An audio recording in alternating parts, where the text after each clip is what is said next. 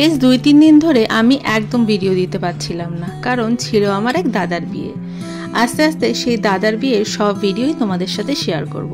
কর্তাগিন্নি দুজনেই আজকে বিয়ের 4 বছরের পুরনো শাড়ি আর পাঞ্জাবি পরে নতুন বউ বরের মতো রেডি হলাম। সব গয়নাগুলো পরছি না, কিছু গয়না বাড়ি থেকে নিয়ে এসেছিলাম, সেগুলোই তোমাদের দাদাভাইকে বললাম আমায় একটু পরিয়ে দিতে।